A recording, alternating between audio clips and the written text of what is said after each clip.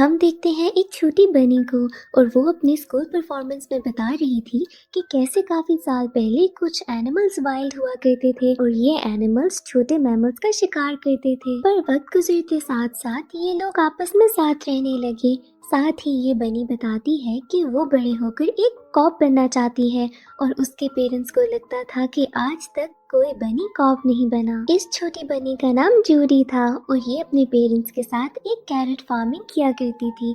अब जूडी को पता चलता है कि कुछ मैमल्स को कुछ फॉक्स तंग कर रही हैं। यहाँ पर जूडी जाती है उन फॉक्स के पास और कहती है कि इन छोटे मैमल्स को तंग मत करो। अब यहाँ पर ये फॉक्स जूडी के फेस पर एक निशान लगा देते हैं और कहते हैं कि तुम हमसे कभी मुकाबला नहीं कर सकोगी। इसके बाद जूडी दिन रात मेहनत करती है, वो साथ साथ पढ़ती भी है और खुद की फिजिकल अपीयरेंस को बेहतर भी करने की कोशिश करती है। इतनी सब मेहनत के बाद जूडी की सिलेक्शन कॉप्स में हो जाती है और यहाँ पर हम देखते हैं कि मेयर जूडी को सबके सामने कॉन्ग्रेचुलेट करता है और इंट्रोड्यूस करवाता है। यहाँ पर हम देखते हैं कि मेयर की एक असिस्टेंट भी है जो कि एक छोटी मैमल है और वो जूडी को मुबारकबाद देती है और कॉन्ग्रेचुलेट करती है कि हम छोटे मैमल्स भी आगे निकल रहे हैं। इसके बाद जूडी अपने पेरेंट्स को गुड बाय कहती है और जूटोपिया के लिए निकल जाती है। जूटोपिया ऐसी जगह थी जहाँ पर उसके सारे ड्रीम्स पूरे हो सकते थे। ये ऐसी जगह थी जहाँ पे सारे मैमल्स मिलकर रहते थे। ये एक ऐसी जगह थी जहाँ पे ना कोई मैमल डरता था और ना कोई मैमल को डरा सकता था। सब मिलजुल के रहते थे। अब यहाँ पर जूडी पहुँचती है और उसे अपना अपार्टमेंट मिलता है जो कि था एक छोटा सा कमरा। नेक्स्ट डे जूडी उठती है और जल्दी जल्दी तैयार होती है। जब वो पुलिस स्टेशन पहुंचती है तो वहाँ पर रिसेप्शन में पुलिस ऑफिसर जूडी से कहता है कि तुम तो बहुत ही क्यूट बनी हो और साथ ही भी कहता है कि मैंने आज से पहले एक बनी कॉप नहीं देखा।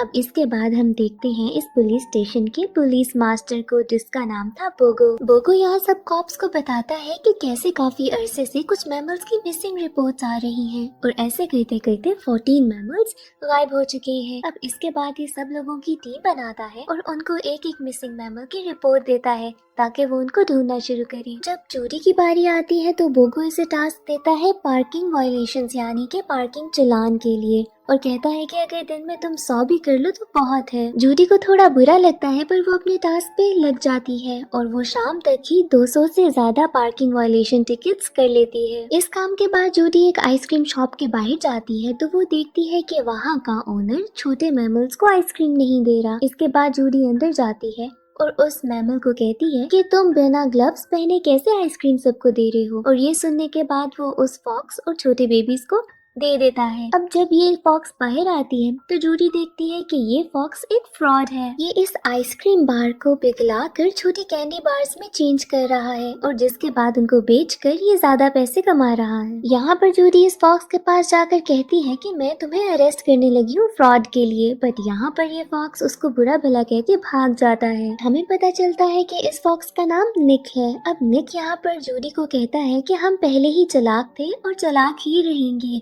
और इसके बाद वो उसे आइसक्रीम बनाने का और बेचने का लाइसेंस दिखाता है। अब ऐसे ही करते करते जूडी का पहला दिन बहुत ही बुरा और थकाने वाला था। अब वो अपने रूम में जाती है जहाँ पर वो अपने पेरेंट्स से बात करती है बट उनका कुछ ज्यादा नहीं बताती। अब ऐसे आता है सेकेंड डे जॉब का जहाँ पर जूडी को फिर से वही टास्क दिया जाता है चालान काटने का। अब यहाँ पर जूडी अपने जॉब पे थी कि अचानक से एक मैमल आता है और जूडी से कहता है कि मेरी शॉप में चोरी हो गई है। हम यहाँ पर एक मैमल को भागते हुए देखते हैं और यहाँ पर ओनर कहता है कि जूडी तुम तो एक कॉप हो, तुम इसे पकड़ते क्यों नहीं हो। इसके बाद जूडी उस चोर के पीछे भागने लगती है और भागते भागते वो चोर जूटोपिया के उस हिस्से में जाता है जहाँ पे सबसे छोटे मैमल्स रहते थे। पर यहाँ पर भी जूडी चालाकी से उसको पकड़ लेती है। अब यहाँ पर पुलिस स्टेशन में आने के बाद पता चलता है कि वो चोर ऐसी चीजें चुरा रहा था जो कि बहुत ही ज्यादा एक्सपेंसिव और यूनिक थी। अब इसके बाद बोगो जूडी को अपने पास बुलाता है और उसको कहता है कि ये तुम्हारी जॉब नहीं थी और तुम दोबारा से जाके चालान काटो। पर यहाँ पर जूडी उसे रिक्वेस्ट करती है कि मैं कॉप बनना चाहती हूँ, मैं मुजरिमों को पकड़ना चाहती हूँ। अब यहाँ पर अचानक से एक छोटी सी लेडी आती है जो कि बोगो को कहती है कि इतने दिनों से मेरे हस्बैंड लापता है, आप लोग उसे ढूंढ क्यों नहीं रहे। अब यहाँ पर जूडी उसको कहती है कि परेशान ना हो, मैं तुम्हारे हस्बैंड को ढूंढ लूंगी। बोगो जूडी से कहता है कि ठीक है, तुमने अगर इसको ढूंढना है तो तुम्हारे पास सिर्फ 2 दिन है और अगर तुम इसको ना ढूंढ पाई तो तुम्हें रिजाइन देना होगा। अब इसके बाद जाकर जूडी देखती है मिसिंग फाइल को, पर उसे वहाँ पर कुछ भी नहीं मिलता। इसके बाद जूडी जाती है निक के पास, क्योंकि निक यहाँ पर सबको जानता था। वो निक से मदद मांगती है, बट निक उसे कहता है कि मेरे पास बहुत काम है, मैं बहुत बिजी हूँ। यहाँ पर निक जूडी को बताता है कि मैं, तुम्हें पता है, $200 हर दिन कमाता हूँ। और यहाँ पर जूडी उसको अपनी बातों में फंसा देती है और कहती है कि ऐसे तो तुम्हें बहुत ज्यादा टैक्स भरना होगा। इसके बाद साथ ही वो अपना रिकॉर्डिंग पेन दिखाती है जो कि एक कैरेट शेप का था और कहती है कि तुम्हारी सारी बातें मेरे पास रिकॉर्डेड है, अगर तुमने मेरी मदद ना की तो मैं तुम्हें अरेस्ट कर लेती हूँ। अब निक को ना चाहते हुए भी जूडी की मदद करनी पड़ती है।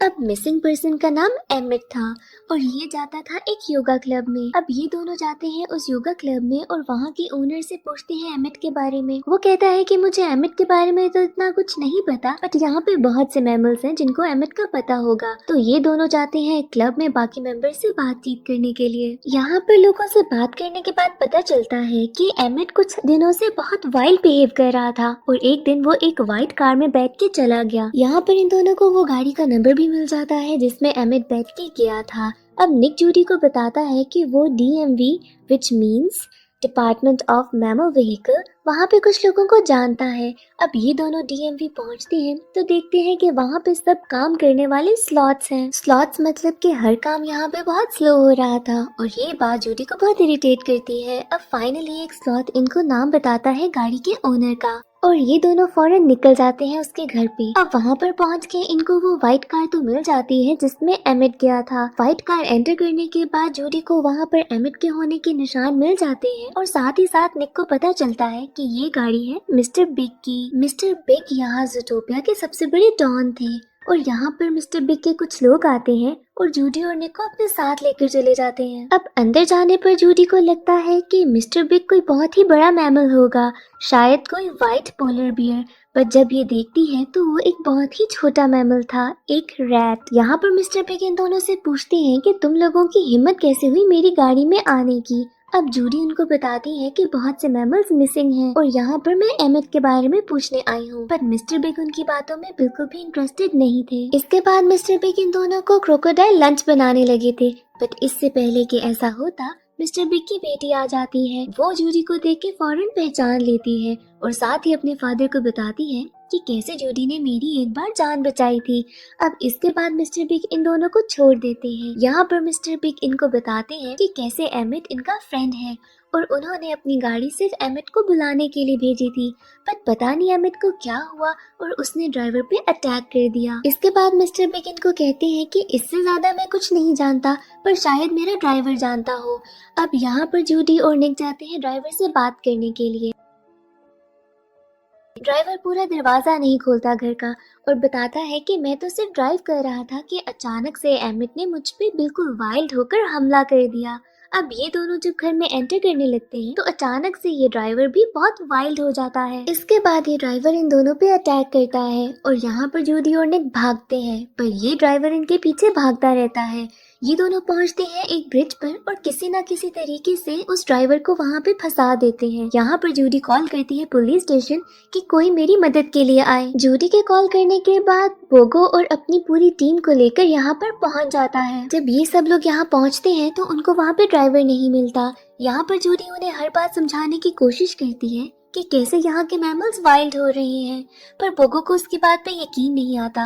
वो कहता है कि तुमने हमारा टाइम वेस्ट किया है और तुम एक कॉप बिल्कुल भी नहीं बन सकती, तुम फेल कर चुकी हो। यहाँ पर निक को बहुत गुस्सा आता है और वो बोगो कहता है कि यहाँ पर जो काम आप 2 वीक्स में कर रहे थे वो आपने जूडी को सिर्फ 2 दिन में करने के लिए कैसे कह दिया, ये तो जस्टिस बिल्कुल ना हुआ।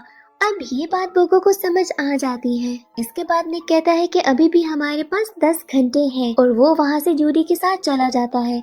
अब निक फॉक्स को भी जूडी पे यकीन होने लगा था। अब इसके साथ ये दोनों निकल पड़ते हैं एक दूसरे की मदद करने के लिए। रास्ते में निक जूडी को बताता है कि कैसे जब वो छोटा था उसको स्काउट्स में बहुत शौक था, लेकिन स्काउट्स ज्वाइन करने के बावजूद वहाँ पे कोई भी निक का यकीन नहीं करता था। अब इसके साथ निक को एक आइडिया आता है कि हम सीसीटीवी कैमरास चेक करते हैं, ऐसे हमें पता चल जाएगा कि एमिट और वो ड्राइवर कहाँ गया था। इस काम में मेयर की असिस्टेंट इन दोनों की बहुत मदद करती है और सीसीटीवी फुटेजेस से इनको पता चल जाता है कि वो ड्राइवर और एमिट एक असाइलम के पास गए थे और वहाँ पे बहुत ही ज्यादा वुल्व्स थे। इसके बाद निक और जूडी उस असाइलम के पास जाते हैं और इनको पता चलता है कि जितने भी मिसिंग मैमल्स थे वो सब के सब यहाँ हैं। लेकिन आखिर ऐसी क्या बात थी जिसकी वजह से ये सारे वाइल्ड हो रहे थे।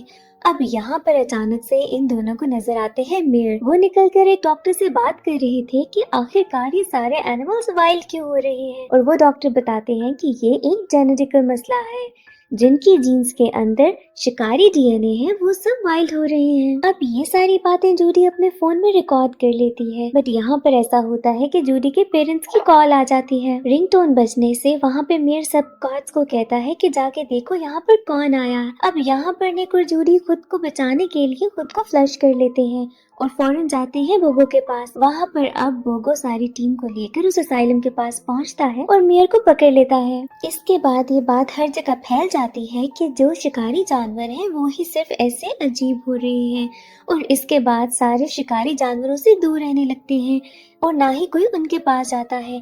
अब कॉन्फ्रेंस होती है जहाँ पर जूडी सबको ये बात दोबारा रिपीट करती है और बताती है कि वाइल्ड एनिमल सिर्फ शिकारी जानवर हैं। यहाँ पर ये बात जब निक सुनता है तो उसको बहुत अफसोस होता है। वो जूडी से कहता है कि ऐसी बात नहीं है, क्या मैं भी बदल गया हूँ। अब इसी सब वजह से निक जूडी को छोड़ के चला जाता है और जूडी बहुत अपसेट हो जाती है। नेक्स्ट डे वो बोगो के पास जाती है और कहती है कि मैं रिजाइन करना चाहती हूँ, अब मैं ये जॉब नहीं कर सकती। यहाँ पर जूटोपिया का मेयर भी चेंज हो चुका था।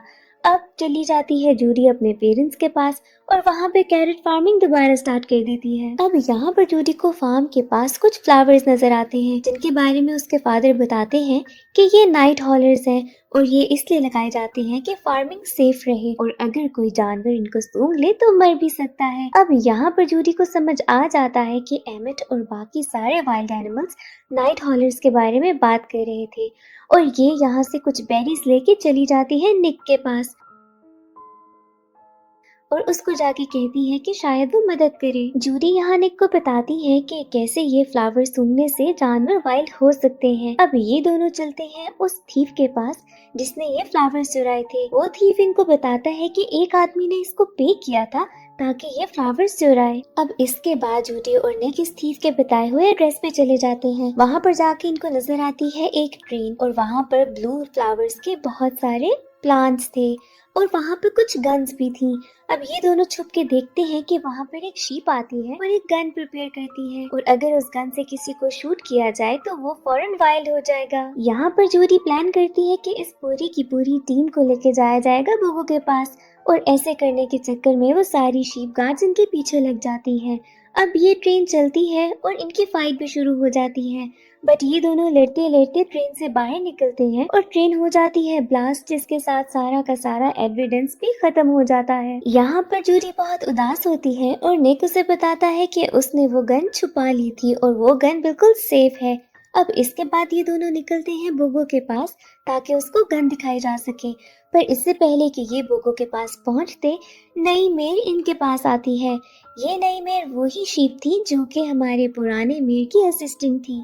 अब यहाँ पे जूडी थोड़ी परेशान होती है और पूछती है कि आपको कैसे पता कि हम यहाँ आने वाले थे और गन दिखाने लगे थे, और यहाँ पर इनको पता चलता है कि यही शीप की हेड है और यही सब करवा रही है। इसके बाद ये असिस्टेंट अपने सारे गार्ड्स को इनके पीछे लगा देती है और भागते भागते जूडी और निक एक गड्ढे में गिर जाते हैं। यहाँ पर ये असिस्टेंट आती है और इनको बताती है कि कैसे ये सारा प्लान उसी का था और उसी ने ये गन खुद बनाई है। वो सारी बातें खुद कन्फेस करती है। वो खुद कहती है कि वो चाहती थी कि सारे वाइल्ड एनिमल्स यहाँ से निकल जाए ताकि सारे छोटे मैमल्स ही बस ज़ूटोपिया में रहे, और इसके बाद वो गन लेकर निक को शूट कर देती है। यहाँ पर थोड़ी ही देर में निक भी वाइल्ड हो जाता है और वो जूडी को अटैक करने लगता है। यहाँ पर हम सब बहुत परेशान होते हैं, पर थोड़ी ही देर बाद हमें पता चलता है कि ये तो एक्टिंग थी। जिस गन से निक को शूट किया गया था उसमें वो नाइट हॉलर नहीं बल्कि फार्म से लाई हुई जूडी की बेरी थी।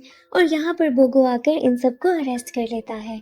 अब हमें दिखाया जाता है कि कैसे इसका एंटीडोट भी बन चुका है और पुराना मेयर भी वापस आ गया है। वो मेयर बताता है कि मैं तुम लोगों को ये सारी बात पहले भी बताना चाहता था, बट तुम में से किसी ने भी मेरी बात पे यकीन नहीं किया और आहिस्ता आहिस्ता सारे वाइल्ड एनिमल्स ठीक होने लगे थे। नेक्स्ट सीन में दिखाते हैं कि जूडी को सबके सामने एक प्राइज मिला है और निक ने भी कॉप फोर्सेस ज्वाइन कर ली है। ये दोनों एक दूसरे के बहुत अच्छे फ्रेंड्स और असिस्टेंट हैं। अब यहाँ पे दोबारा ऑफिस दिखाया जाता है जहाँ बोगो सबको मिशंस दे रहा है और इस बार भी जूडी और निक को सबसे बेकार काम दिया गया था टिकट्स का ही। और यहाँ पर दिखाते हैं कि ये दोनों काम करते हैं और यहाँ पर एक ओवर स्पीडिंग कार आती है जो कि चला रहा था एक स्लॉथ, यानी कि वो एनिमल जो कि सबसे स्लो है ओवर स्पीडिंग कर रहा था। और इसी जोक के साथ ये मूवी एंड हो जाती है।